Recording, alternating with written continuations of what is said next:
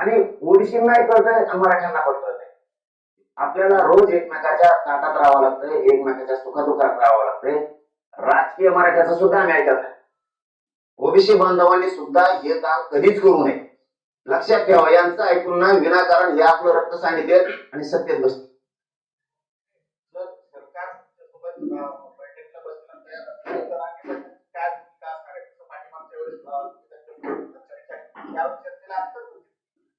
चर्चा कवा होणार?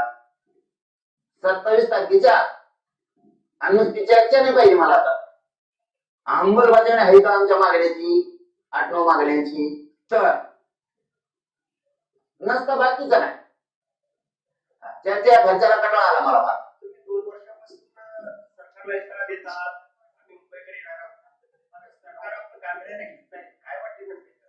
आम्ही कुठे घ्या म्हणतो, आम्ही कुठे घ्या म्हणतो तुम्हाला गांधी? ते तसले ठरून आंदोलन मी करत नाही म्हणून तर माझा समाज माझ्या बाजूला. जरी 4-2 जण प्रत्येक जिल्ह्यातले, प्रत्येक तालुक्यातले काही भावी आमदार जरी लांब गेलेले असते तरी माझ्या गरीब मराठ्याला माहित आहे मी गरिबांसाठी लढतो. आरक्षण मिळवणारे इथं सुटसुटीत कारभार आहे आपला. आपण कधीच मॅनेज आंदोलन करत नाही. सरकारला मी बसतो आता, मग येता का तुम्ही, मग महाउपोषण सोडता का, असले धंदेच करत नाही आपण. आणि अशा लोकांना कधीच यश येत. लक्षात ठेवा, जो ठरवून करतो, ज्याची स्वतःची जिद्द असती, स्वतःची इच्छाशक्ती असते समाजासाठी लढायची. तुम्हाला हिंगोली शहरापासून इथपर्यंत 1 किलोमीटर यायला जर कुणाची वाट बघावं लागली, गाडीवर नेतो म्हणला तर तुम्ही पोहोचणार नाही. तुमच्या जर जिद्द असेल मी पायी व्हायला तिथं जाईल, तशी जिद्द या.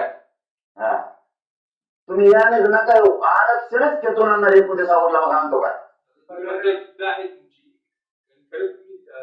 आहे. बघतोय सर्वजण महाराष्ट्र बघतोय, परंतु सरकार तुमचे शांत पाहते का? माझा बघितला तरी चालेल त्यांनी अंत, पण माझ्या समाजाचा बघू. माझा अंत बघा. मला काय त्रास द्यायचा द्या, माझ्या गरीबाच्या लेकराला त्रास देऊ नका, त्याला आरक्षणापासून वंचित ठेवू नका, तिथे वाटलं करू नका.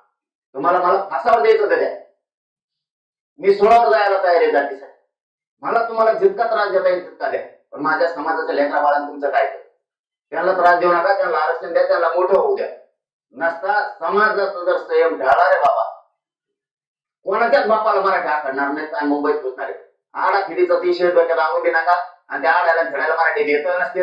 आणि तुला काय फोर्स लावायचा तेवढा लाव, बघ मराठीत जातात का नाही फोर्सच्या वरून मुंबई. दादा मुंबईत ऑफिस 18 किलोमीटर काढून घेतले आहे, काय म्हणाय कधी काढून घेतले? नाही शिंदे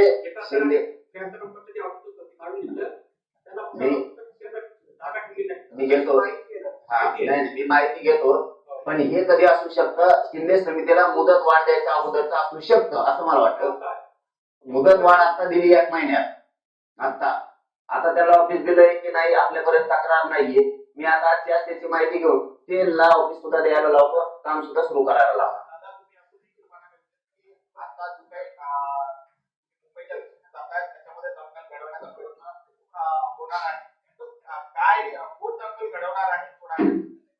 काय असतं बघा, आपण काय बोलतो याच्यावरती चुनूक येते. आपण काय शब्द वापरले त्याच्यावर चुनूक येते लोक. कारण देवेंद्र फडणवीसांना वाटत असेल ते रेषा आहेत, लोक पण देश आहेत, देवशा आहेत. तुम्ही इथून जाऊन गोव्याला अधिवेशन भरवता, तुमच्या पक्षातल्या तुमचे कार्यकर्ते आंध्रातून तुम्ही मोठे केलेले त्यांचं अधिवेशन तिथं घेतात, तिथं सांगता मी ओबीसीसाठी लढणार, मराठ्यासाठी कोण लढणार, दलित मुस्लिमांसाठी कोण लढणार, मायक्रो ओबीसीसाठी कोण लढणार, धनगरांच्या आरक्षणासाठी कोण लढणार, ते ओबीसी नाहीत का? ओबीसीचा काय हक्कच नाहीये का? असं माणूस बोलू शकत नाही कधी, जो राज्याच्या प्रमुख संविधान पदावर बसलाय, प्रमुख व्यक्ती, त्यांच्याकडे पालकत्व आहे राज्याचं, ते असं बोलणार. आणि मग ते लोकांत चर्चा सुरू झाली की हे 100% षडयंत्र शिजलं गेलं. का शंका असू नये आम्हाला षडयंत्र शिजलंय म्हणून? इतक्या लांबण्याची काय गरज आहे? आणि असं अधिवेशन असतं का पुढं? तुम्हाला अधिवेशन लक्षात आलं की एखादी संघटना अधिवेशन घेते, ठराव करते, सरकारकडे पाठवते मागण्या. काही पक्ष असतो ठराव करतो, मागणी सरकारकडे पाठवतो. एखादी कृती समिती असती, एखादी शेतकऱ्याची समिती असती, हे ठराव करतात एखादा अधिवेशन घेऊन, कारण त्यांचे पदाधिकारी कार्यकर्ते असतात आणि सरकारकडे पाठवतो. हे देशातलं पहिलं अधिवेशन आहे.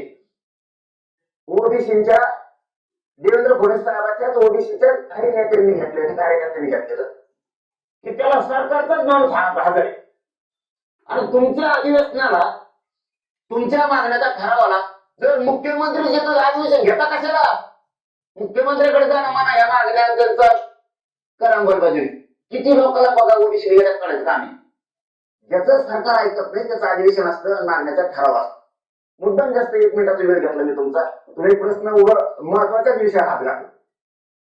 समाज नेहमी शहाणा होतो, हुशार होतो. असे प्रश्न समाजाच्या हिताचे राहतात.